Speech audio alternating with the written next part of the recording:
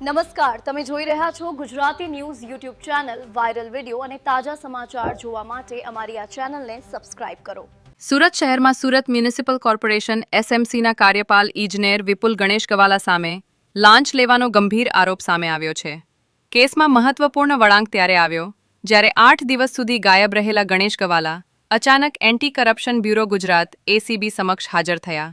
શું છે આખો મામલો?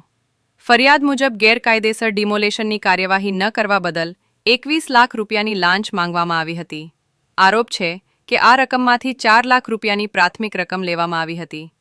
લાંચની રકમ લઈ ભાગેલો પરવાનો મિડલમેન હજી પોલીસ પકડથી દૂર છે. એસીબી દ્વારા ટ્રેપ ગોઠવાયા બાદ મામલો બહાર આવ્યો. 8 દિવસ ગાયબ બાદ અચાનક હાજરી.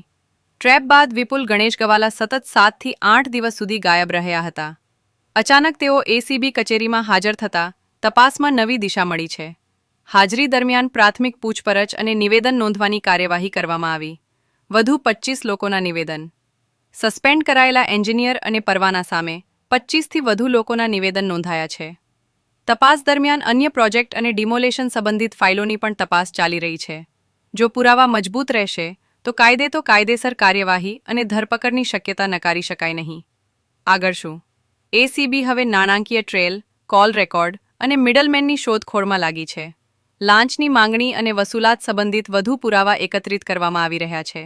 આ ન્યૂઝના રિપોર્ટર છે Arvind Rathod. Gujarati news YouTube channel Surat. ગુજરાતથી તમને મહત્વના સમાચાર મળતા રહેશે, માટે જોતા રહો ગુજરાતી ન્યૂઝ. ધન્યવાદ.